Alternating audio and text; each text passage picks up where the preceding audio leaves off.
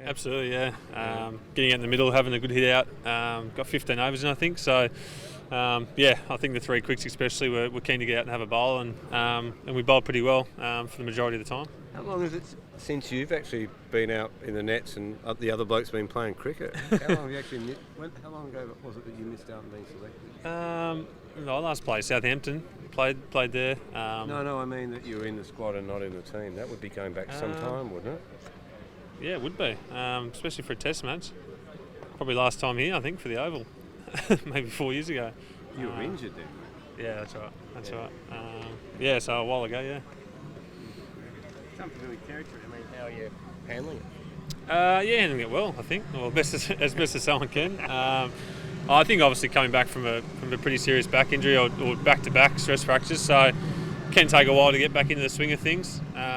And I feel getting better and better each bowl, and obviously last night and today felt really, really good. So if I just keep improving there and keep putting my hand up every time I get the chance, then that's all you can do. What are the conversations like with JL and Cracker and going into the first test and all that sort of stuff when you're told you weren't going to play? Yeah, I think just Sid's has obviously been playing a lot of cricket, and I think the other two guys picked themselves. Jimmy's been bowling fantastic for not only Nottingham, but anything on the Australian A tour every time he got the chance, and Southampton as well bowled incredible. So it's pretty stiff competition at the moment, and we've got Mitch Stark and Michael Ness there as well. So it's a great group of guys. We all want everyone else to do really well as a group, and try and win the Ashes as a group of six, not just it's not us and them when we're playing. So it's fantastic at the moment. Sorry, man, I'm distracted by what's going on behind you. Very odd. Justin talks about having bowlers for different conditions in different places. Your numbers at Lords are pretty good. Is that somewhere where you think you would bowl well and make a difference? I've just played the one test there, but I thought I got used to the slope pretty quickly and felt pretty comfortable there. And I think the conditions they've been quite bowler friendly there the last few test matches. I'd love an opportunity, obviously. It's one of them. No, I'm going to say it's one of the more unique grounds, I suppose, not just the slope, but getting ready for the atmosphere and all that sort of stuff. Yeah, absolutely.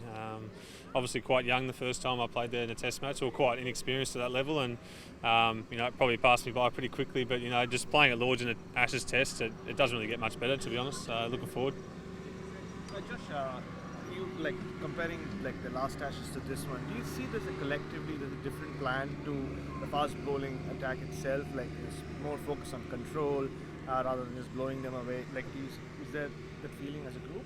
I think again it depends on what the wicket dishes up. To be honest, I think if it's a dry wicket that reverse swing might come into play, or it's very flat, then someone like Mitch Stark can come into play. If it's nice and green and seaming around, then it's myself and Sids, and I think it just depends on what the conditions are, to be honest. I think they've definitely gone a different way maybe to 2015, and I think that's purely because of how tight the tests are, and that's why we've got 6 here, and anyone can do a job on any different day. Just around the group as well, even while you're playing, is there the talk, more talk about control now, or just?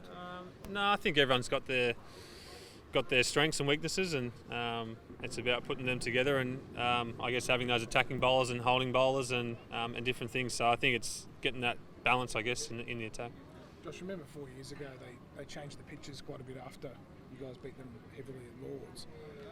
What do you guys think they'll do this time around, given Steve Smith's influence and the state of the wicket at Edgbaston? I mean, do you expect another flat wicket at Lords like you had 4 years ago? I know they've got a different curator. I mean, are you expecting them to go a different route after what happened in the first? I'm not too sure, to be honest. I think there'll be a little bit more in it. But in saying that, probably the best exponent, Jimmy's not going to play, so that might weigh up different options. But I think there'll definitely be a bit more in it. Maybe just so I can get Smithy out. But him batting on those sort of tracks is very hard work, and I think it suits us as much as them if there is more in the wicket. So we'll weigh that up. What about their batsmen? Jamaica Jason Royce dismissal in the second innings, and that second innings on the whole, did you get a feel that the guys, particularly Nathan, kind of got a hold? I think it was hard work facing Gazza on that type of wicket on day 5. He's a master in those conditions. He spins it on anything these days, let alone a day 5 wicket. So it was certainly hard work. and each batsman had a different plan, and it probably didn't quite work. But they'll obviously get better, I think, from Birmingham and go back to the drawing board and come out fighting again. Josh, do you think one difference between 2015 and now is that obviously England did try to change the pitches to a style that they thought wouldn't suit the Australian squad at that time, whereas now you've got the options that almost no matter what is prepared, you've got the guys on hand to do it with a style of cricket to play. Absolutely, I think we've got three guys with proper airspeed, and we've got three guys who probably seam and swing a little bit. So, as you said, I think that's what they've got 6 quicks for, to have all bases covered, and I guess it's just who's bowling the best at that particular time, leading into the test, and who gets the nod. So, I think every quick really feels the pressure of the other 5, or vice versa, and it's great competition to have within the squad. When did you get told that you weren't going to play the first test? I was obviously in the 12, and then I left it up until pretty much the last minute to name the 11. So obviously a tight call, but happy to play a part whenever I can. Weather doesn't look great for tomorrow. Did you get enough out of it today, and what sort of things were you specifically working on for this one? Getting wickets first of all, but yeah, I think I got enough out of this one innings, to be honest. Bowling exactly how I wanted, swung it when I wanted, seamed when I wanted. So I think it was just about bowling that right length and hitting it time again, and being patient, and we're lucky enough to get the rewards pretty quickly early on, and then we obviously had to fight for the last couple. But feeling really comfortable with where I'm at the moment. Josh, Hashim Amla's announced his international retirement. You've had some success against him. How will you remember him? Hell of a player.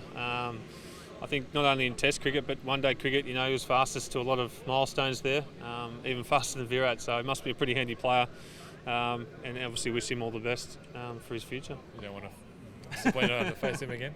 No, it was always a good tussle. Always enjoyed bowling to the best players, and Hashim's definitely one of those guys. Josh, you've been over here a few weeks. Was today the best you've bowled, do you think, since being in England on this tour? I think I bowled pretty well in one of the one-day games we played. Obviously a different format, but certainly the rhythm felt really good last night and this morning. So you could definitely say that. Yeah. About Mitch Stark, how did you kind of see him today, and how fired up was he after the no ball wicket? Yeah, there was a few quick bounces there towards the end. I think that the pace is obviously still there. He's a genuine wicket taker, all the time, and always poses that threat. So you always love him in your team.